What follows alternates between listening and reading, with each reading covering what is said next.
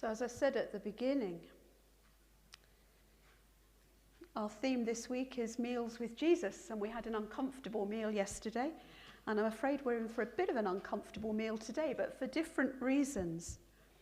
Yesterday we looked at the story of the man with dropsy, as the old versions of the Bible say it, probably heart failure, full of edema, swollen, bloated.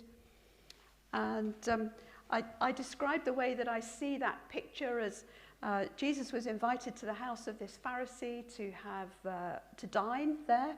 I don't know if lunch or supper, but I kind of have this picture that as Jesus went into this house, there were all these people, all these Pharisees, all these experts in the law, and there in the middle of the room was this poor man sitting on a chair, and all eyes were on him because he was the unwitting trap that was being set for Jesus. And we looked at the way that actually Jesus saw the trap, he didn't fall into it, but somehow the experts in the law fell into it and the man was healed, even though it was the Sabbath. So that was, and up to that point, actually nobody seems to have eaten a thing. So it was a meal, but they had yet to dine. And today, another meal. But before I describe the meal and read the scripture, have you ever noticed how you can be in a group of people and you can all look at the same thing and all see something different? And I was trying to think what example I might use. And I thought about a walk. If you're out with or have been out on a walk with a group of friends and you're going along a path, and then the path ahead leads into a dense forest. You've probably all done that at some stage. You can see the dense forest ahead. And somebody in the group says, "Oh, look at that unusual bird." And somebody else says, "Look at the daffodils." And somebody else says, "I can hear a stream." Somebody else says nothing because what they see is the darkness, the gloominess, and they're just a bit uncertain about walking into this gloomy place.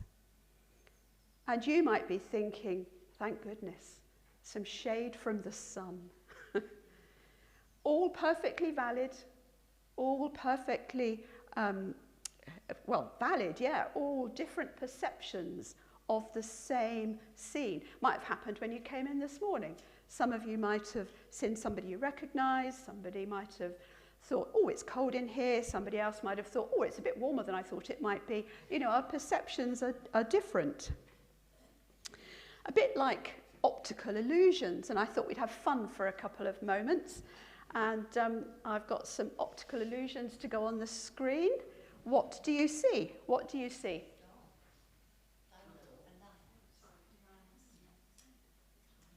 It's a tiger. How many tigers? 2. Can you see 2 tigers?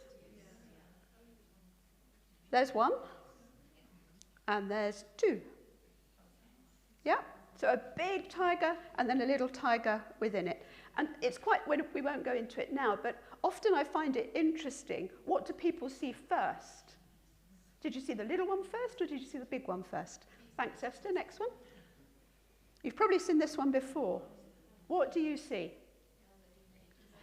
An old lady or a young lady? Can you see both? The old lady, if you could point out her nose and her chin, Esther, that's her nose, and her chin and her mouth, and she's got a fur thing round her neck, yeah, and a hat or a scarf or something, and then the young lady we see in profile, yeah, that's her eyes and her nose, and the outline of her chin. So an old lady and a young lady, thank you. What do you see? A cat? And what else do you see? A mouse. Can you see both cat and mouse? Yeah, I like that one. It's a bit of a fearsome cat, isn't it? Okay.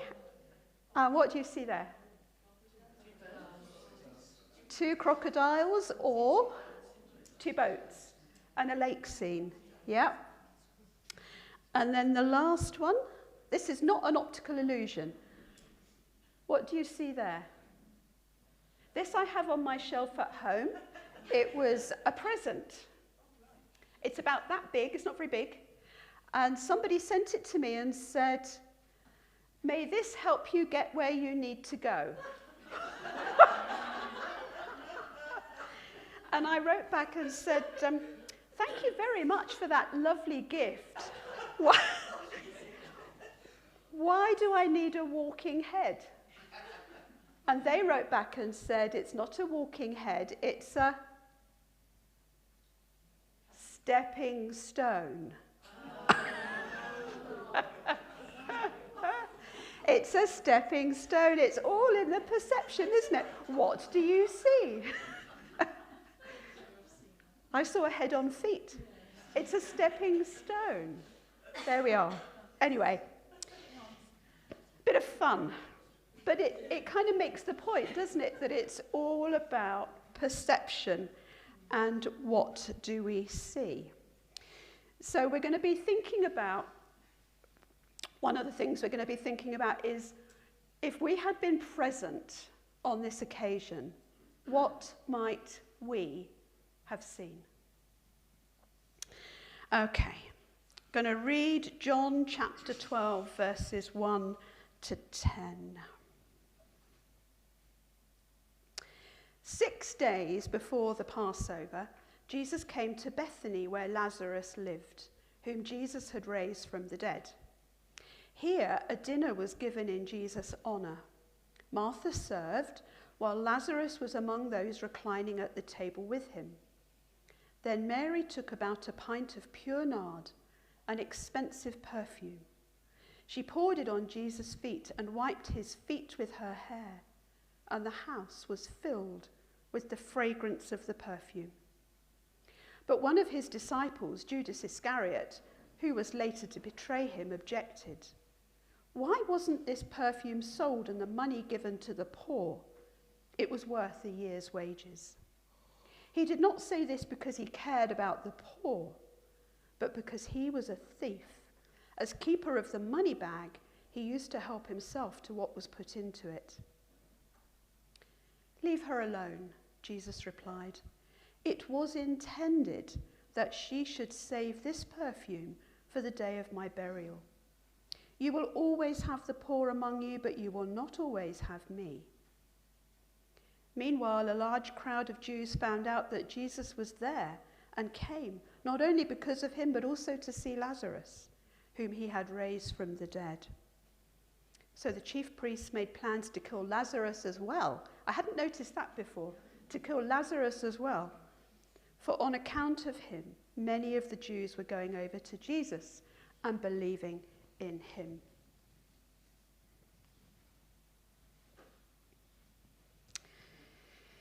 So, what a meal.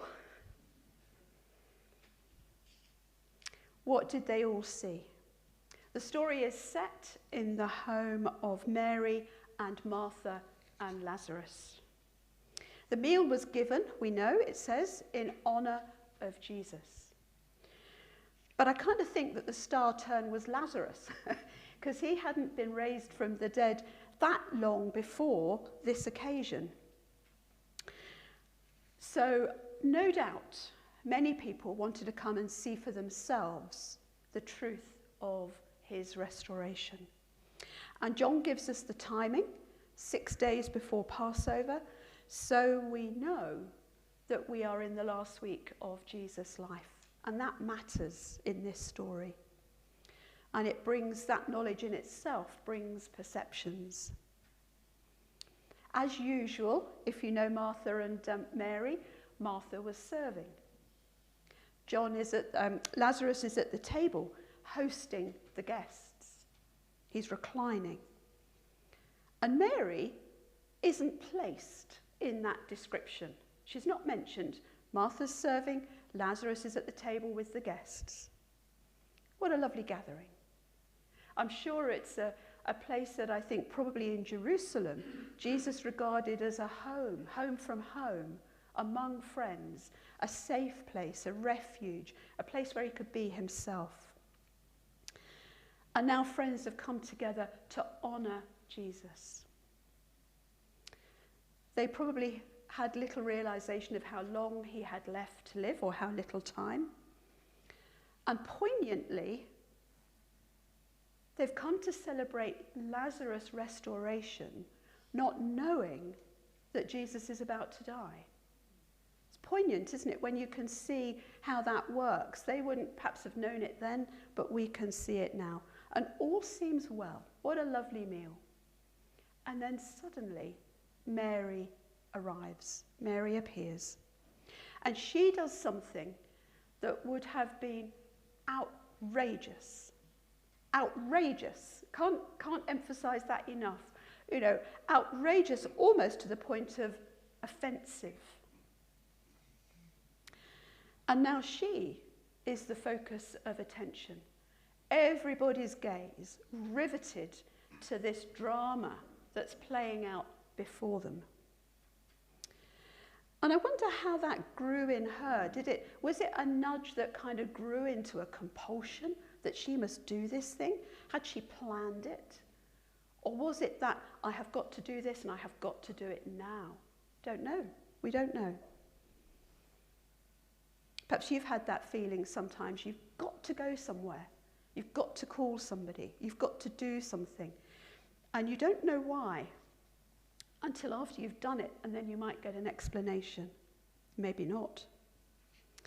Mary takes a pound of nard.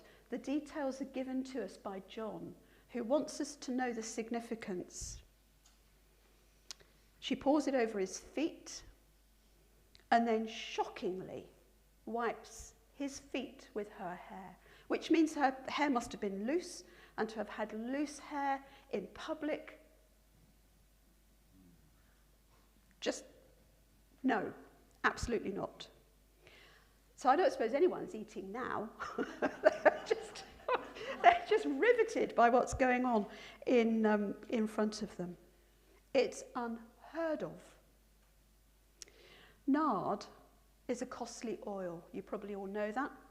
And it's from a plant that's not grown in Israel, so it would have had to have been brought in, and that increased the cost, of course. And it's an oil with a beautiful fragrance, usually used for anointing, whether that's beautifying or whether that's burial. It's a priceless oil. And the value of the nard was high. John tells us it was about a pound of nard. And scholars tell us that a pound of nard, and actually John says something about it too, was worth about 300 denarii. And a day's wage, an average day's wage, was 1 denarii. So that's how John's able to say to us, it's about a year's salary here that she has just poured out over the feet of Jesus. But the value is not only in what it was in terms of a costly oil. The value is also that it was likely to have been an inheritance, an heirloom, a family heirloom, and the treasure that she would take into marriage as a dowry. So for a woman to be kind of desirable for marriage, they needed to bring with them more than just what they stood up in. They needed to bring some sort of monetary thing. And nard or something like it was often what was taken. So Mary was giving up quite a lot here in using this. So Mary is using, in a sense, her marriage potential, her marriage possibility, and pouring it over the feet of Jesus. And I wondered, as I thought about it, if she saw that not only as a gift, but if she saw it as a kind of a marriage offering, not in the sense of being married to him, but in a sense of the commitment she wanted to show him. To be unmarried was a worse stigma than being barren.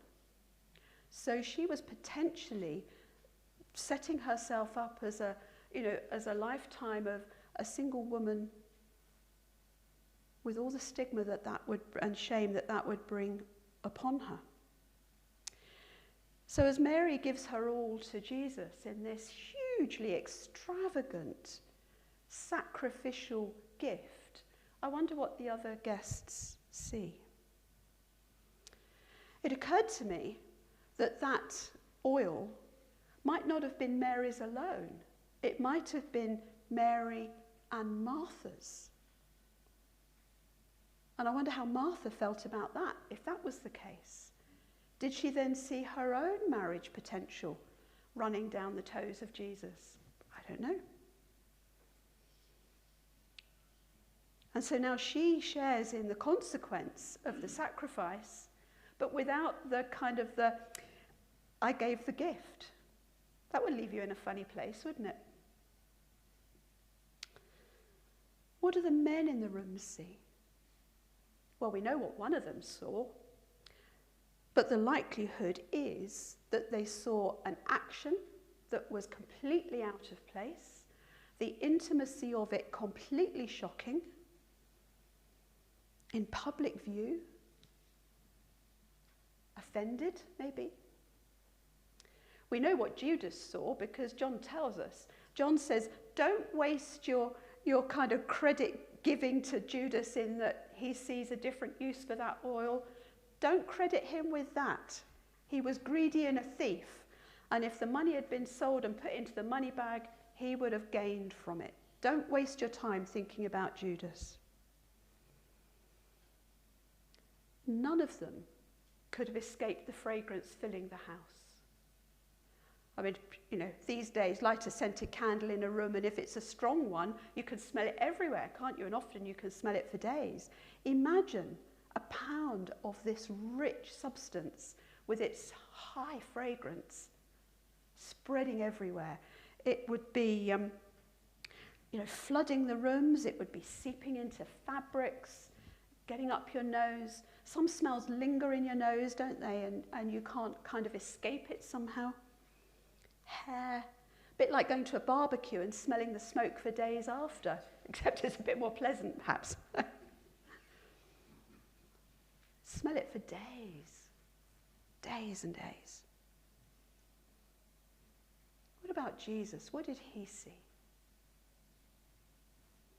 The sacrifice, the giving, the holding nothing back, the extravagance of the gift, the love behind it that motivated it.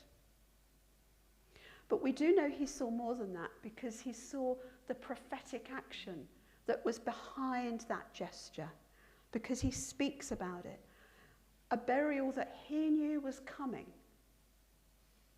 that maybe Mary suspected was coming, that maybe the others hadn't quite twigged yet. And in that, I suspect Jesus knew that she knew.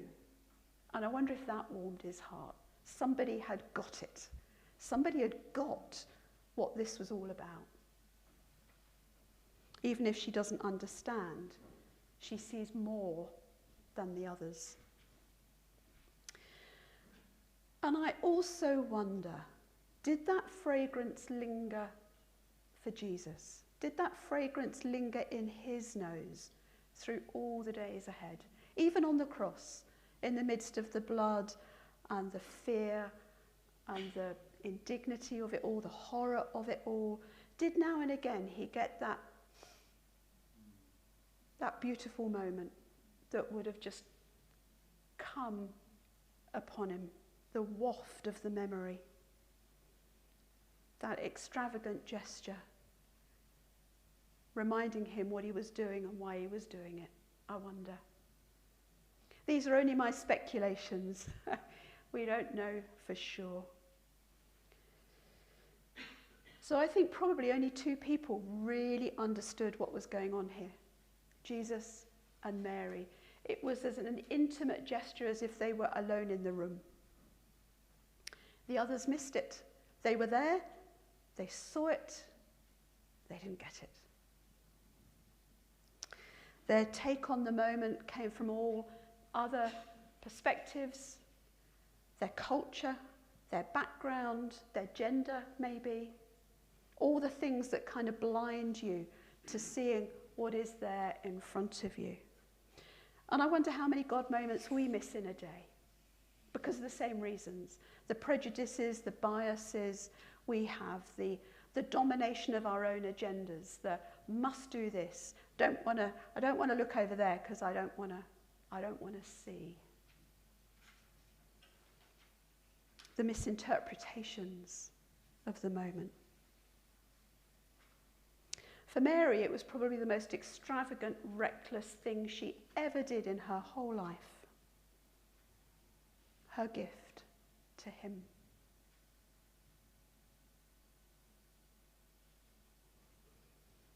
What about us?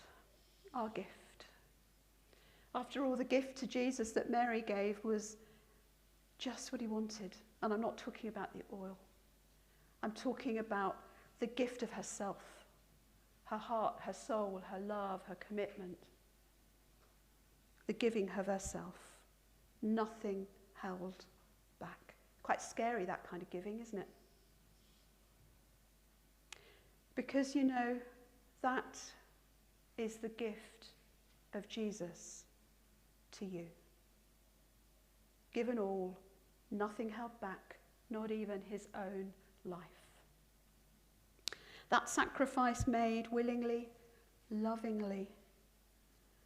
The biggest, most costly, sacrificial gift of healing and love we can ever know if we have the eyes to see it.